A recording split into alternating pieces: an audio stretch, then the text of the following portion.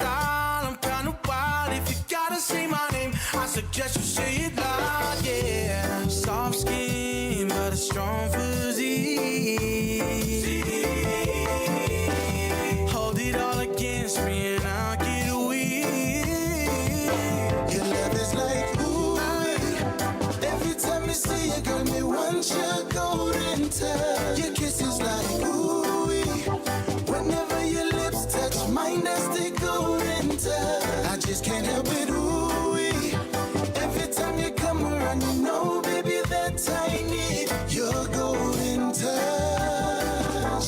Your golden touch. I miss it, give me the golden touch.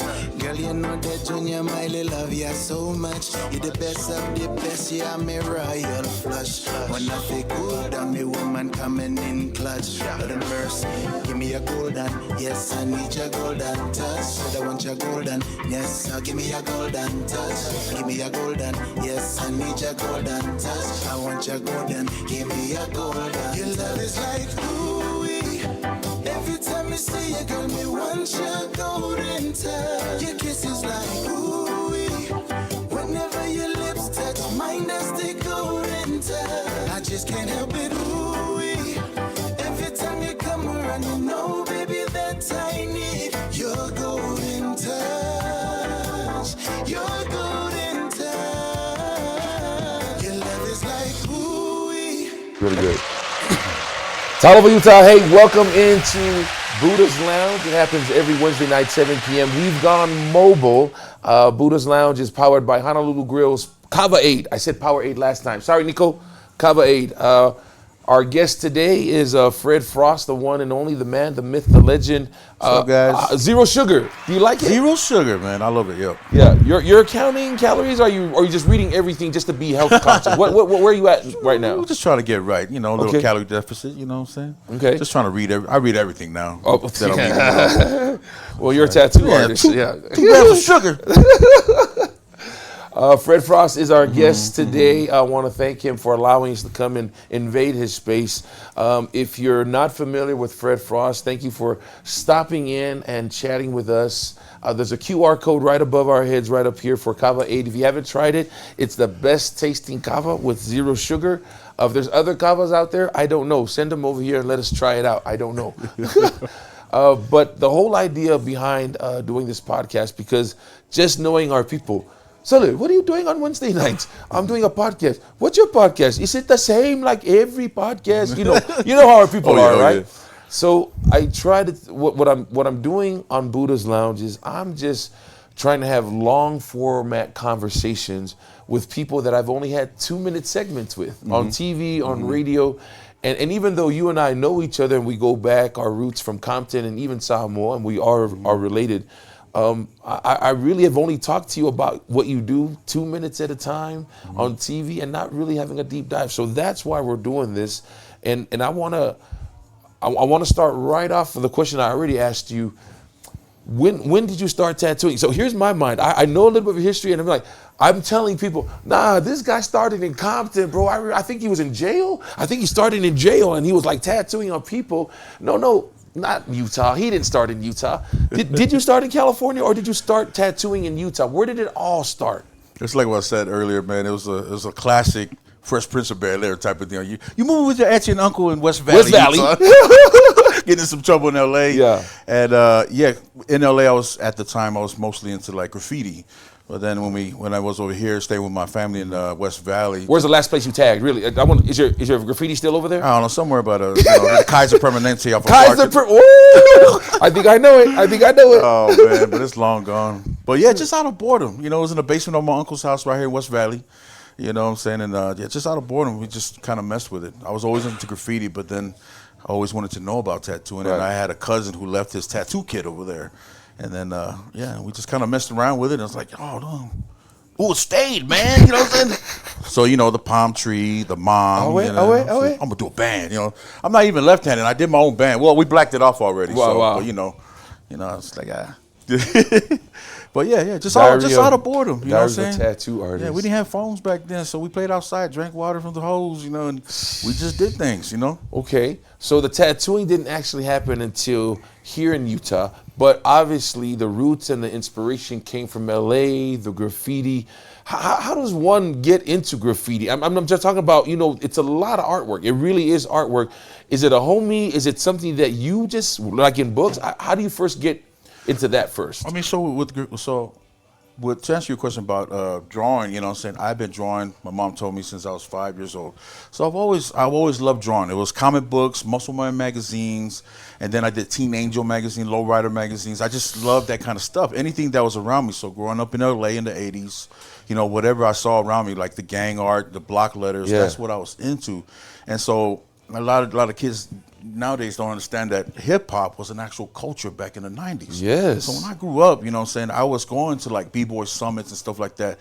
I was too fat to break dance and do I could do a mean up rock.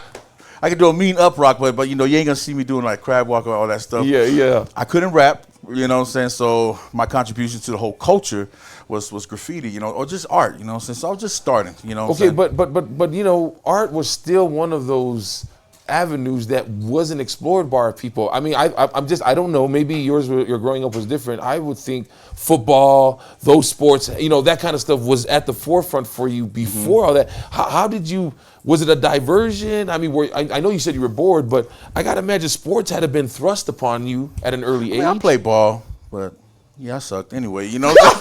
Well, I wasn't even, oh man, I didn't even know that. I'm so sorry. After high school, I played for EA Sports, you know what I'm saying? Wow. Just like, you know, Madden. 100, 100, all your stats. No, 99. They don't give you a Nah, but yeah, you know what I'm saying? So so I just kind of followed my heart. We just did what we like, you know? And so graffiti was really the thing. And then coming to Utah, out of boredom, I learned how to do tattoos and stuff. But it was when I moved back to LA, because I was only out here for a year, moved back to LA, finished high school over there. That's where I developed the whole tattoo movement, you know, within myself, you know, and just learning and, you know, and cultivating that skill.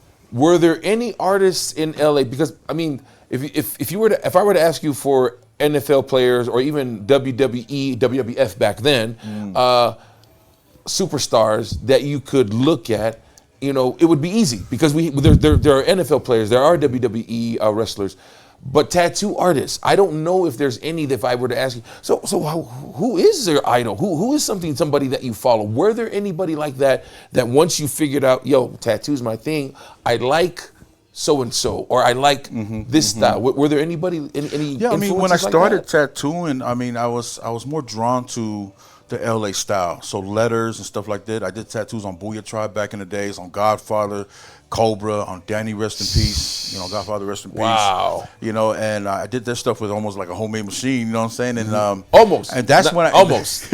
And I did. And that's when I started seeing cartoon stuff. Cartoons, the guy who did Eminem. The LA guy? Yeah. So that was kind of like my realm and stuff. But then when it came to the Islander stuff, I only did it on aunties and uncles. They just got, hey man, let me get a band. Let me get a band. And then of course after a while those bands turned into sleeves and stuff. And at that phase of stuff, that's, I would say, my OGs that we saw back in the days was even me and my cousin Pate Fetuli, very talented. Anybody who follows like you know, traditional or contemporary Polynesian tattoos, he's one of the dopest. But our OGs was Steve Maching, the one that did you know, Sonny B. Williams tattoo. Okay. You know, Michael, you know, Simone Mike. What's up, Simone Mike? Simone Mike, that's my OG in the game. That was my OG in the game because they were the first ones that we saw did it at a professional level. Bong, all those cats. Let me put it in a perspective where if anybody understands the tattoo game in LA, you brought up a name, a cartoon, right? Eminem, Dr. Dre, Snoop Dogg, 50 Cent. It seems like the hip hop culture, the rappers, anybody who was somebody in the hip hop world, right? If you didn't get a tattoo from cartoon, it wasn't a tattoo. Here's how I look at you and how I've always looked at you from the day I heard you start tattooing NFL, Polynesian NFL players. You are the tune of our generation, our Polynesian tune, because, and I've been saying this all on my own, this is unpaid, unsolicited. I would tell people, if you're a Polynesian and you want a contemporary tattoo, if you ain't got Fred Frost ink on you, it ain't. I don't count it. I don't count it. Now I'm not talking about the traditional tap. That's different. I'm talking about this because that was the first. You were the first one that I heard NFL Samoan NFL guys coming through and getting a tattoo. I'm like, that's my cousin. Hey, that's my cousin. Right. And so if you know the tune, and again, forgive me if I overstep my bounds with no disrespect to cartoon, but that's my optics for you. You are the cartoon of our people, and Polynesian tattooing. And I'm not talking about dissing on any of the tafungas. Yeah. I'm just talking about this. So for you, you're my cartoon. I appreciate Seriously. it, man. I think you're giving me too much credit, Nah. man. I'm still trying to get a free tattoo. Nah, Anyway, man. shoot. Let's just keep it real. See how many views you get, man. Let's just You know keep what it real. Y'all share and like and follow. I'm trying to get a free tattoo. Me and Cindy. Anyway, just kidding. No, I was really proud of you. And you know, even though we have this connection, it just never felt right for me to come and sit in your chair just because I wanted you to really go and get your flowers. I never wanted to be that guy like, so listen, Miss Scott discount because it happens. You know, it happens. And so I've been doing it a different way. This is how I do it. I'm like, you know, you can do it for free if you do it yourself, but if I do it, it costs money. Yeah. That's how I be doing it. Oh, you good, man. I'm just kidding. No, you should get getting your flowers. I'm so proud of the space that you've created, and you've given other young Polynesian artists a platform for them to thrive in this space. You know, let's take a break. We're gonna play a song. I want to come back. I gotta ask you about how you balance family and tattoo life because you're flying all over the place. I know you have home studio, but people want to hear from you. You're a master class. How do you have all these hours of sessions of doing body art, and how do you still be a family man and still be a pillar in the community? I need to ask all these questions. All right. Man. All right. Okay. All right. Shout out to Honolulu Grills Kava Aid. QR code right over here. We're gonna keep sipping and listen to the music. Shout out to Cindy Satini, our engineer. Yes, we'll be back. Hey. So she'll.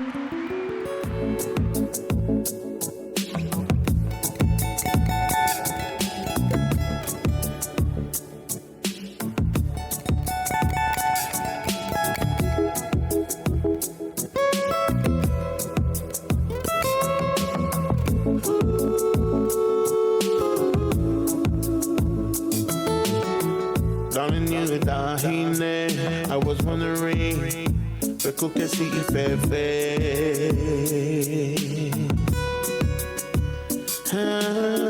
What is on your mind? I'm just waiting for you to tell me, baby.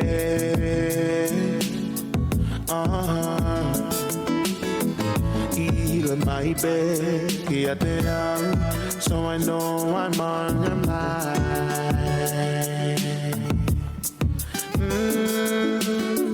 Bell to microphone, wake weepu, get on in one more time.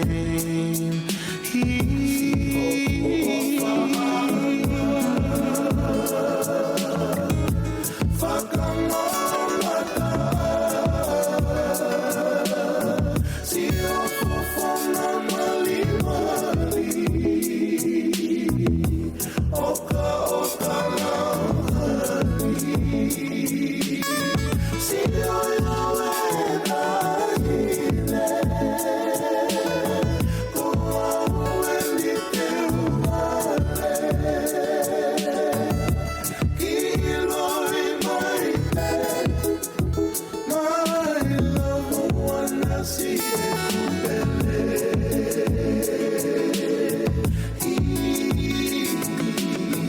I've been waiting for your touch so very much that I know when you're around me.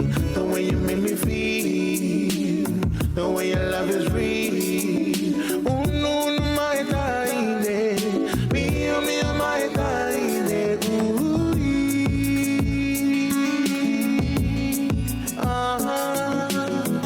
It touched my bed, so I know that I got you, baby. Oh no. I'm doing my best. I'll love you over and over.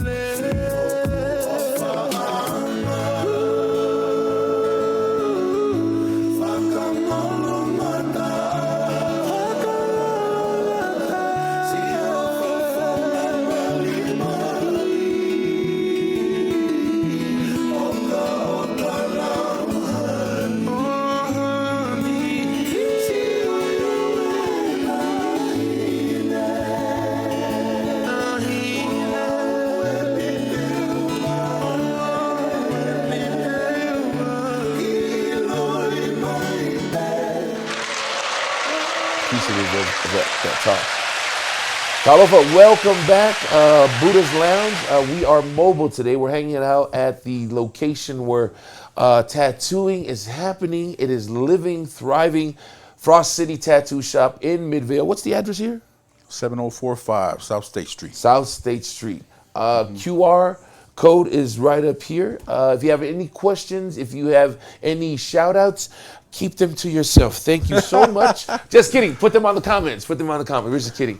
Welcome back. We're talking to Fred Frost. If you know anything about Fred, beside him being a master tattoo artist, I know he doesn't think of himself as a master tattoo artist, but you have had your hands in Samoan tattoo culture, and part of that culture is raising a family. I wanted to ask you about that. You have two hats, the hat of being this businessman, this artist, where people want to come and see your motifs. They want to, have a master class with you. And then you have this other hat where you got a wife and you got kids and you got to take care of them too. How do you coexist? How do you make it happen? How do you balance? I'll tell you, first and foremost, it could not happen without the support of my queen, my wife, Sheena, she's the one that supported me all throughout. Because before we started tattooing, a lot of people don't know, I used to work 50 hours a week in a warehouse. And tattooing? Tattoo about 35 hours a week. And I burned all my PTO for 3 years going back to LA to tattoo, the mission was clear. We want to buy a house and stuff, It's like I told you before, cutting the family on certain things wasn't an option for me, you know what I'm saying? Because that wasn't a hat that I was supposed to give to anybody. That's my hat, So that's just something I took. Oh, come on. No. That's just became a workaholic, man. No. It's, even though it's something that we are supposed to know, to hear it again, right? That wasn't a hat that I'm supposed to give away. I mean, come on, man. No, thank you for saying that. Somebody out there needed to hear that. If you're needed to hear that, I'm glad you're tuning in. If there's somebody out there that needs to hear this, man, send them this podcast. Send us the people that you don't like, okay? Teach them a lesson or two. No, thank you for saying that. I'm sorry. So the hustle was always about the family. Yeah. Whether it was 50, 30, whatever. When it started to now come into where you're now doing really what you love, am I now to assume that the quality of family time, you're having more time, you're getting better, right? So if you're shortening up your 50 hours, are you spending that time now with the family? I mean, it's still a battle, what I'm saying? Because as we grow with other things, Like you said, I dabble in other businesses as well, so that chomps away at the same life, So, so I'm constantly working out that balance, So, but I could do a lot better now. I'm not missing, 4th of July's anymore. I'm home at night because I used to always work at night. So everything's nice, yeah. I have more control. Well, my wife controls my books. So she's controlled my books for the last decade. So it's just, I'm home for all the happy wife, stuff. Happy life is what I heard. That's right. Yeah. Or happy spouse, happy house. There you go. Man, it's a you know what? You definitely have to have a good team around. That's something I've learned from other gurus like yourself who are successful. Even though you are the magic, you still got to have that team around you that's just as magical as you are, if that makes any sense. They got to be pushing. And I've said this too, and please back me up if this has happened to you. I say to people, not everybody is meant to be in your life for the life of your life, for the entirety of your life. Some of them may be your booster rockets, and you might be their booster rocket. It doesn't mean that you don't have to stop being friends, but if your trajectory to a career is headed this way, and they're going this way, that means they may just be a booster rocket for you. I believe that 100%. Have you had booster rockets in your life that have gotten you to this point? Are they still with you? Maybe they're not booster rockets. So I'm thinking in terms of family. I had a lot of family who I wouldn't be where I was, or I wouldn't be in my trajectory if it wasn't for their support early in my career or early in my life, after high school.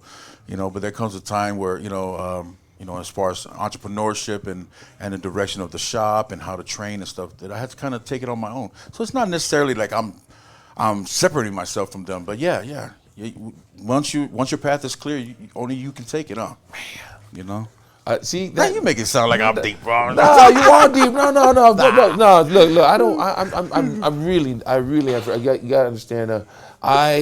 the study of human behavior, the study of the dynamic, and there is a chemistry. When I walk in here, there is a palatable, cuttable feeling chemistry in here. What do you want to call it? Mana, whatever you want to call it, you have it here. And that, whether it makes people feel like, hey, I feel like I can go take the world on, or I feel this chip on my shoulder and I need to put a tattoo on me and I need to do it here. Whatever that feeling is that I'm feeling, it's powerful, and it comes from the top. It means you're still hustling. You haven't relaxed. You haven't said, hey, I've made it. No. Yeah. I still feel a hustler in you. What does retirement look like? Excuse me. I never really thought about that, man. There'll just be different variations of it, I guess, Eventually, I won't be tattooing the day to day, but that's one of my goals is to, like, with other investments and stuff, I want to be able to tattoo for free, do what I want. Yeah. I'll tattoo you, don't worry, Yeah, I want to be successful to a point, or to where it's justifiable monetary wise, to where I can do this for free. Right. Because it's something I love. I want to keep it that way. Right. I appreciate that. Culture. I got to segue into culture because again, what I said about you are my tune. In my eyes, you're the tune for Polynesian people. And when it comes to starting on arms, not a lot of people really push back on art versus culture, right? Because it's on your arm, it's a band. When you start diving into more traditional motifs, like a caterpillar, a centipede, or a star, sometimes I argue back, and this is just me, I said, can you show me the difference between a Tongan triangle and a Samoan triangle and a Fijian triangle? I want to see the difference. They all look the same. Those are triangles, so that I wanted to ask, how do you stay in the cultural lane without feel like you're selling out? Because it's art. So I don't mean sell out in the bad. I don't know another word. I know what you're saying. I'm trying to without selling your soul. That's without selling your soul. Well, with a lot of people, when you understand and you're used to seeing, like, say, Samoan tribal, Samoan Te'o, what's traditional, and a lot of stuff that we do now, it may look like that at glance, because we do Filipino brothers, Latino brothers. Where we infuse a lot of different things. They may, vocabulary-wise, they do follow the same flow as the Te'o or something like that, but we switched out the different motifs, I don't want to, sorry guys, I don't want anybody to be upset with me. I'm spoiler, that symbol on the rock's chest, it's not Polynesian. I just wanted to point that out. I just say, so again, he's using stuff that's personal to him. Yeah, right. He's not just saying, "Hey, I'm Samoan. Just put all Samoan." Yeah. So, and people are like, that's not Samoan. And being a tattoo artist, man, we're about that. We understand that better than anybody else. Like, man, you gotta respect everybody's individual. Just they're trying to be themselves. So we're not saying we all need to be this way or that way. We're all about just it's a business of service, and we're kind of like trying to choose the right patterns. And we work with our people. We work with all our clients from different backgrounds to custom build like their own Rolex, or their own experience, through the art. Speaking of culture, I asked this question not to back you in the corner, but I'm trying to have these real dialogue, conversations about our culture. Once you get a Te'o, you are an ambassador, you're a purveyor of the Samoan culture, whether you like it or not, because you have it on you. You have the malofia on you. And I hear the rules and I hear people saying, we should not let anybody who's not Samoan have the Samoan Te'o. It should only be for our people. Maybe some people feel the same way about Tongan motifs or Hawaiian motifs, but I'm specifically talking about our Samoan people. Here's my stance on our culture. I love our culture, but it's hard for me to really plant my flag on a hill that is divided.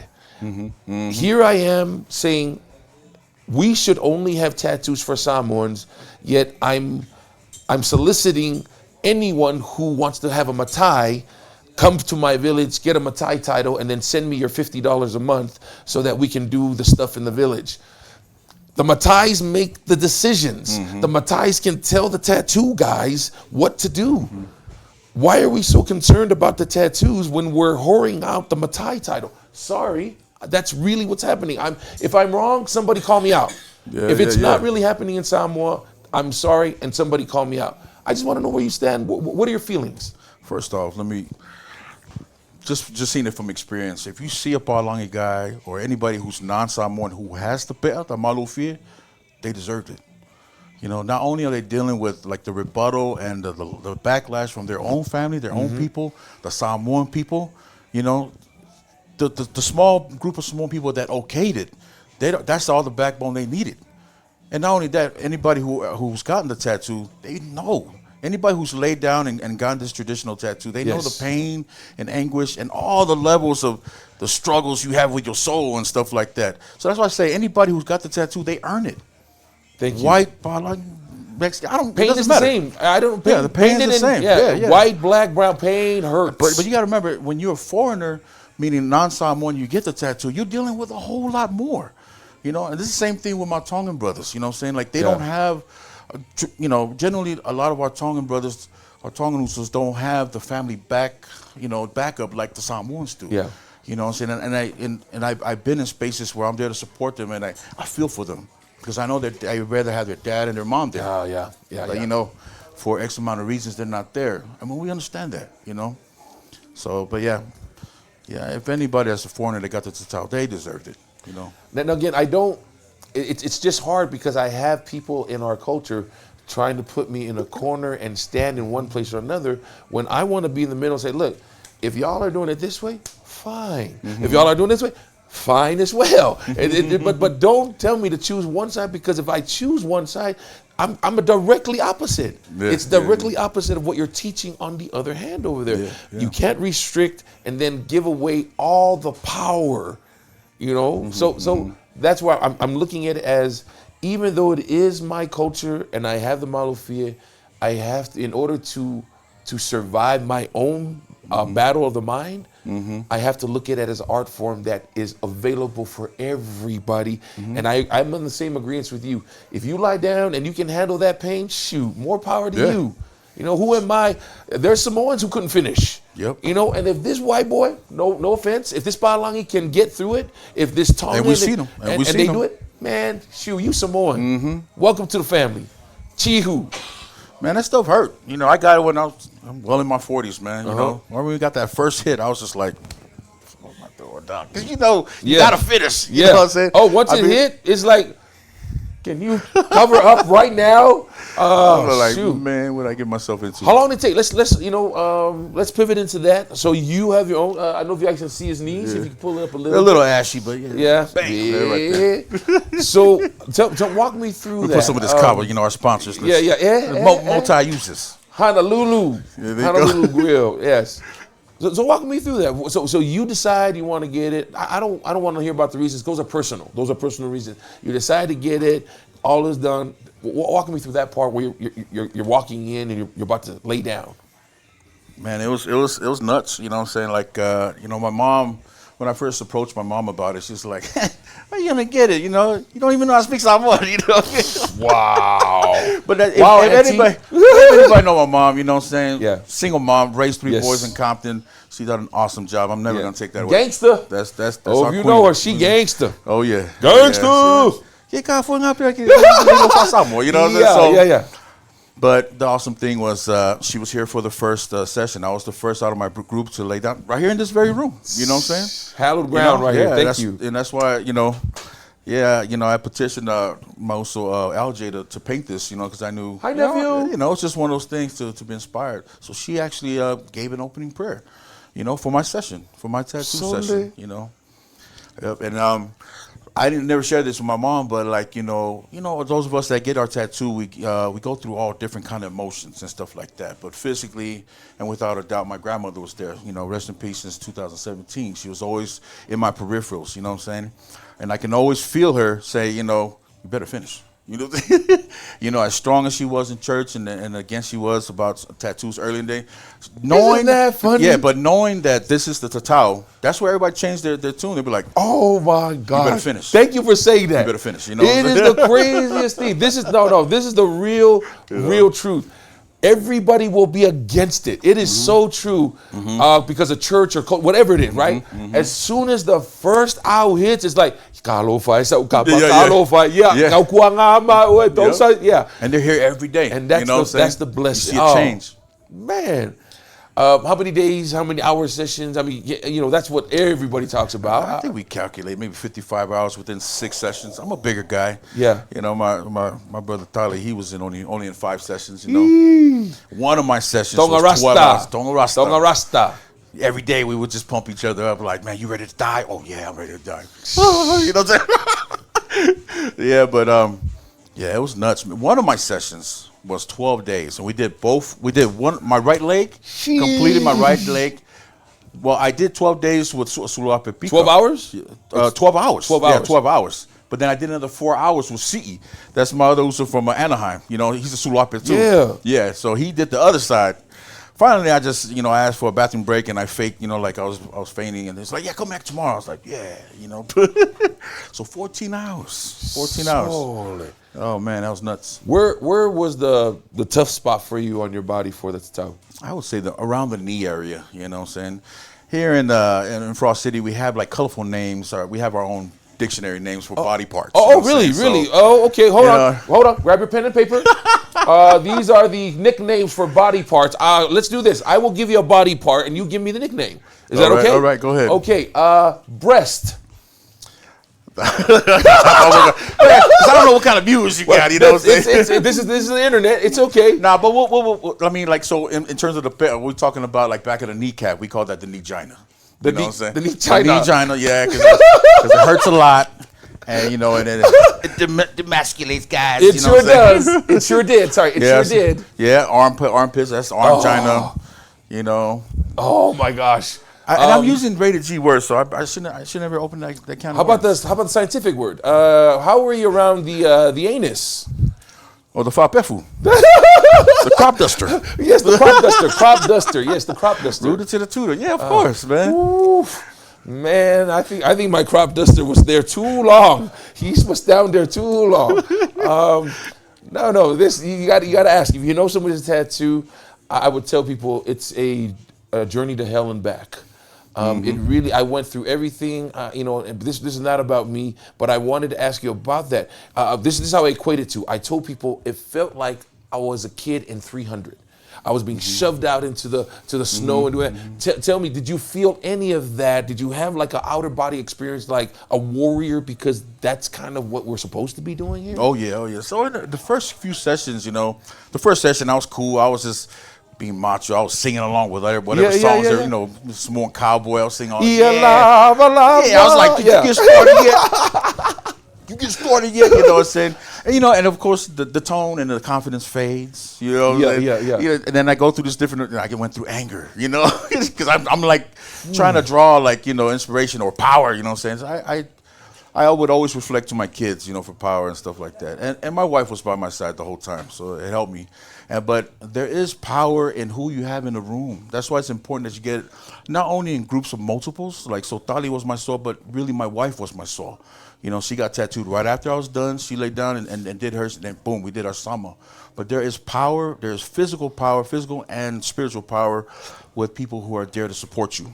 You know? I wish, so for my tattoo, I didn't have a saw until the very end because nobody wanted to go with me. So it's the craziest thing.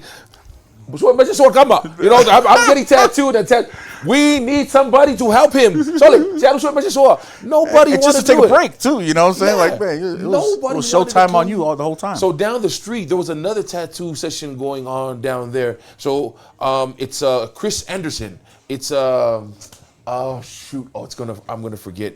The old man and his kids owned Avabus, and it was his youngest son. So he and I are the same age. He was getting his. You can hear away, and again he's white as snow because they're Afakasis, but he's white as snow, and I'm like, oh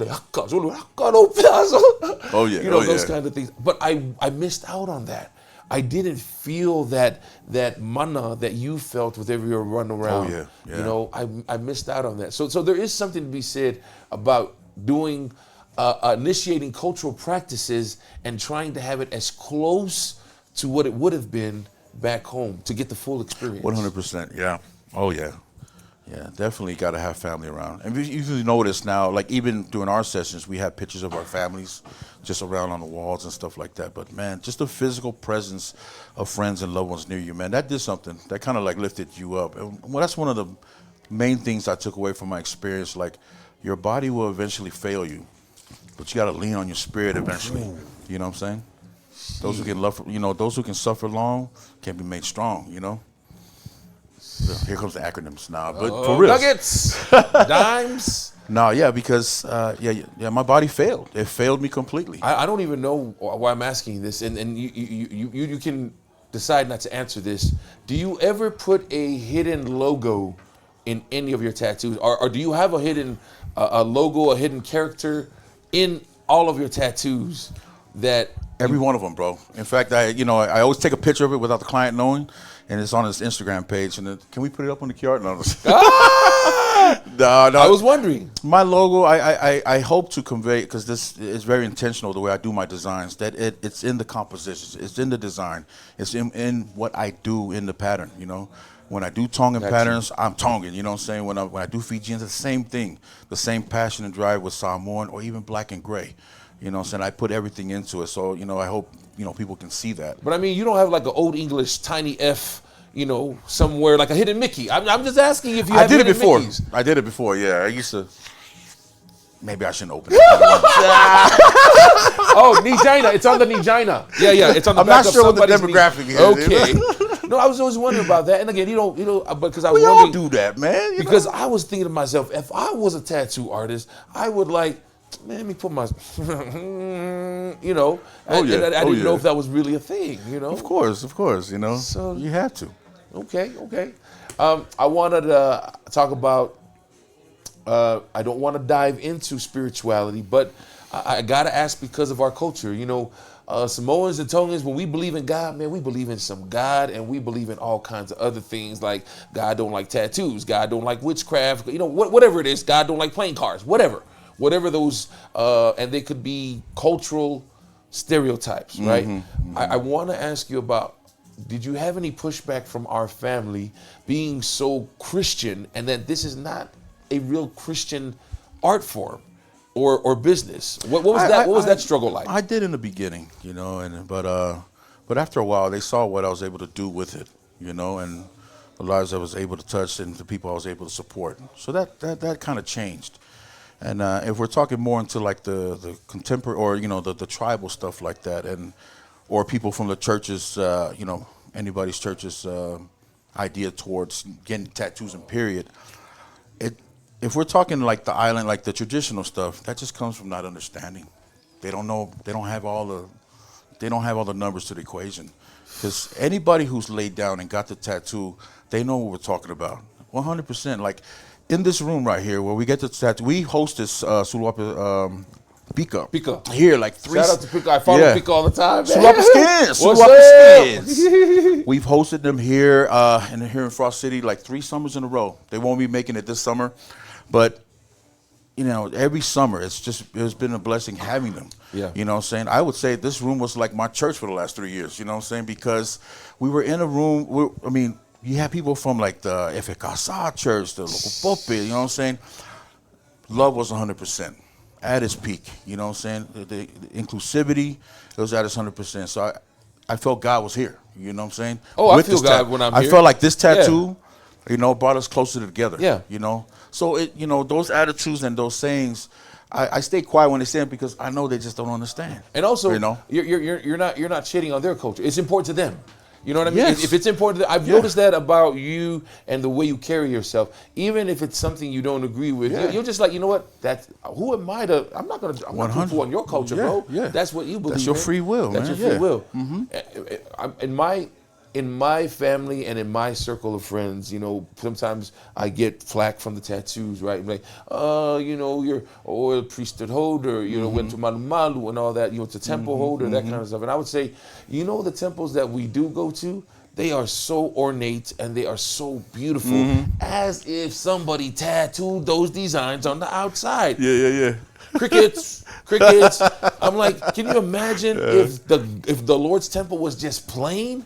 Nobody would like it. Can you imagine if Angel Moreau and I was not shiny? No, yeah. I'm like, oh, yeah, if you oh, sorry. Yeah. But that's kind of my cheeky pushback. Yeah. It's like, man, there's moons, there's stars. So decorate your temple. Your body is a temple. Well, I'm decorating my temple. Yeah. You know, and I do feel, for me, for some reason, if we're going to talk about religion, I do feel like the veil is thin when I am in my session and I'm surrounded by. Oh, I almost stepped out of it a couple times, you know, with my Ooh. tattoo session. I was like, I was Charlie, seeing people. wake up, Charlie. I see dead people. That's how I was just like, Mama. I see people. Oh man. Otis? No, I'm just. But some people have died. It is dangerous. It can be life threatening. But that's if you don't follow the rules and you don't follow a lot of those other things. But just by itself, I don't think you can just die just by getting the tattoo. You have to not follow the rules, not rest, not eat, not drink. Yeah, it's always like a post-infection or something like that. Yeah, you have to take care of it. You know. But I tell you what, those legendary stories scared the shit out of me. Oh yeah, Because when you were a kid, what did you hear about a man who got the pi'a, who walked around with a pi'a? And back then, you rarely saw anybody. I think Pekelo was the first guy that I saw had a pi'a. Shout out to my uncle Pekelo. Right. Talk about Malik. Yeah, right. And again, so you didn't see it, but what were your thoughts when you heard? What were the stories that were told to you about the guy who got the pi'a?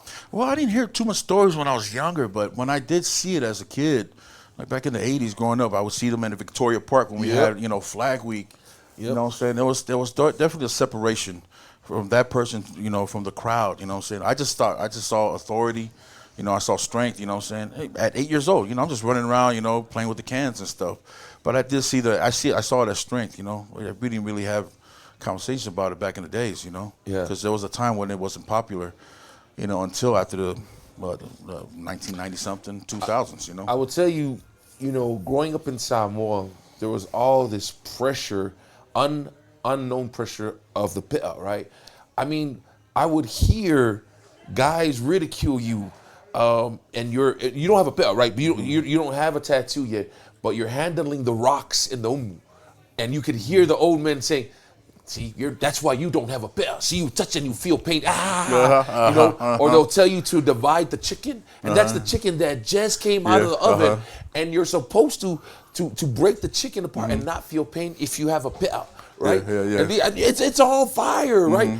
So I don't have a pi'a. I'm dividing the chicken leg of a violin more, and the old man, I'm like, I'm like, my hands are on fire. Who does? But that the was same uncle that, but when he gets scared, wait. Yeah. Man, I tattoo with gout sometimes, man. You straight? Tell somebody. I still come to work. But that was the pressure that was put on me, and I had.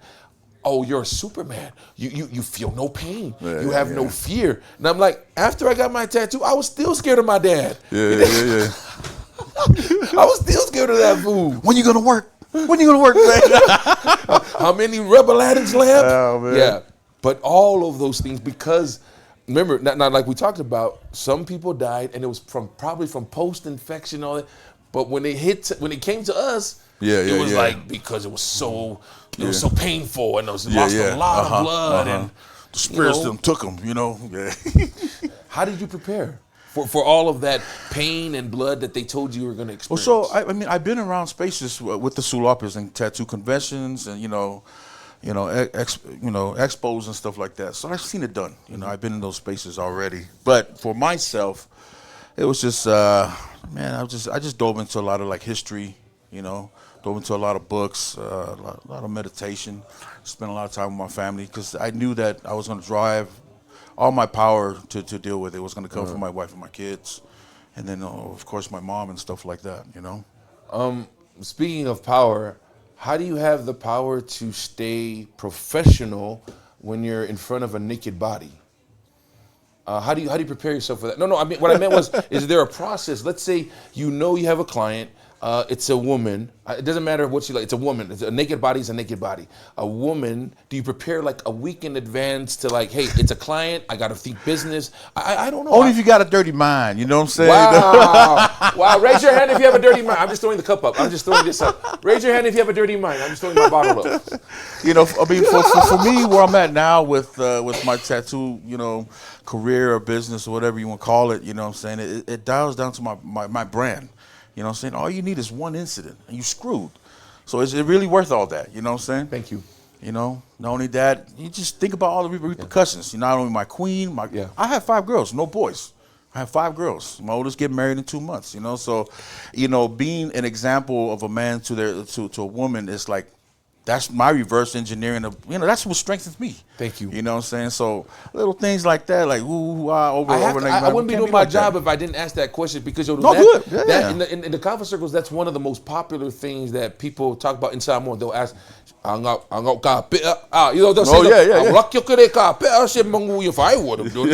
because they ain't got a reputation, they ain't got a brand. This is not how they take care of their family. Yeah. So it's that's different. That's what I wanted. I wanted people to hear that from you, that it's really about what's more important to you, right? I mean, it's a job. Yeah. You have to look at it as a job, and it's just another body part, right?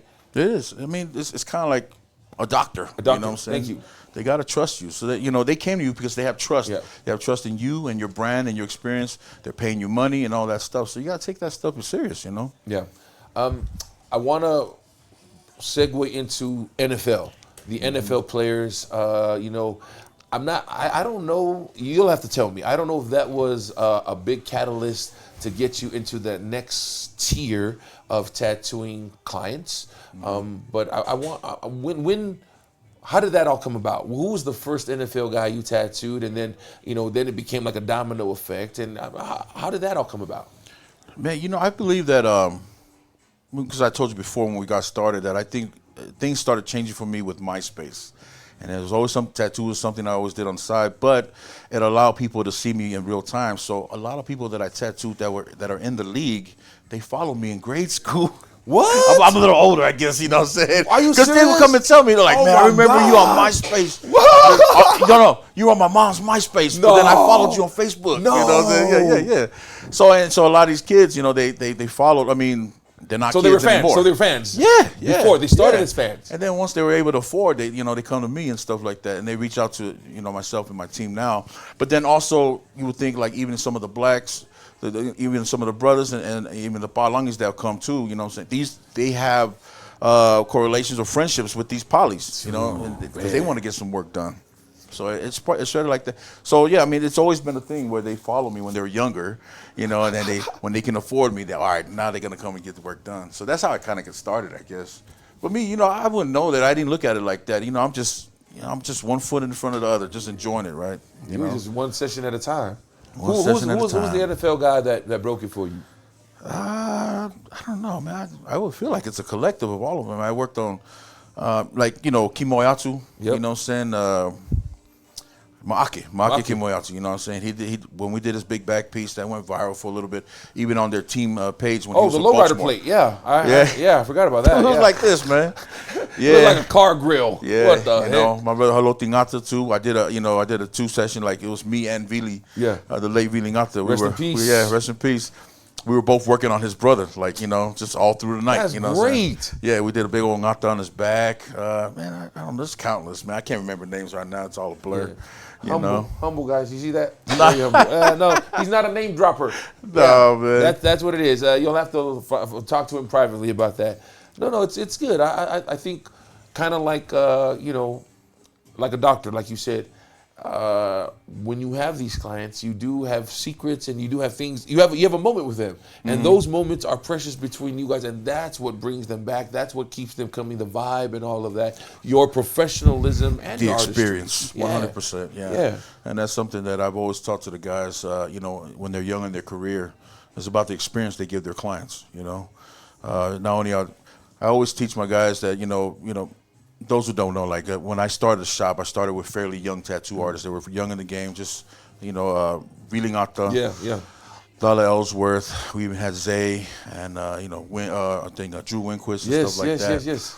I just kind of set this doctrine of how I wrote things. Oh my gosh, I forgot he was here. Yeah. I forgot. I'm back in the day. Oh my gosh. But that's how, so. He was a young kid. Oh my yeah. gosh, I forgot that. And so he blew up, and they did it on their own, But I saw from an early stage that your passion, your drive to become a good tattoo artist or the best of your ability in whatever style you do needs to be matched with structure and business. And that was a game changer for it. And that's why Frost City moved the way we do. I think May 29th, we're talking to him. Beautiful. Yeah, another extension. You know how we have people have coaching trees, right? Yeah. Like Andy Reid, they all came from. Yeah. Bro, that's the same thing that I see with you. That all these artists and brand. Man, thank you. Thank you for being open and providing a space for these young brothers to really do their art and do it on their own now too. Well, I just like that he wasn't into doing poly stuff. He was doing black and gray and color stuff. Yeah. So I wanted variety. I completely forgot. I think it was the first time we came here. We did a feature on Fox. I remember. Oh my gosh, that was way back. Yeah, way back. Yeah, back when. Couple pounds ago. Couple sizes. Yeah, man. Couple sizes. For both of us. Right. Yeah. We have the same hairstyle. I just started doing step, okay? Don't hate.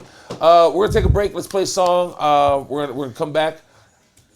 Okay? Well, let's keep it rolling. We'll keep it rolling. The engineer's really the boss. Right. I don't have any say in this show. We have people who are paying the bills. Let me ask you about females in this space. I know it's a male-dominated game. But there are women out there who are very talented at art, and this could be an avenue for them to get up, out, whatever it is. Can you speak to that? Is there room for women in this space? Do you tutor? Do you apprentice women in this space? Yeah, I mean, I haven't tutored any, only because it's just I'm kind of shifting them what we're doing with business and stuff like that. There was a young lady that came here. We're just full. We're just not capable. We don't have the capacity to take her on and stuff like that. So I advised for her to go see Zay, my boys out there at Exodus and stuff. So, but for women, you just got to go and get it. Nowadays, you don't have to go through an apprenticeship. It'll help you out a lot, but don't let anything hold you back. And that's the same, not just for women, but any young aspiring tattoo artist. Wait should be a bad word, you know what I'm saying? So don't wait on nobody. Go and get it. Same thing with women. How does you start? Everybody thinks their stuff is good. As far as criticism, as far as like how to become a better, what's some advice you can offer a young artist? How should they be when an OG, when somebody up here in your space is talking to you and giving you game? How should they look at that and open up? I mean, when we're dealing with like social media type of stuff, I grew up in the '80s, man, so it's unfair. Like it don't hurt me none. But what I do help like young artists that I've helped out, it's like this is part of our hustle. This is part of our business.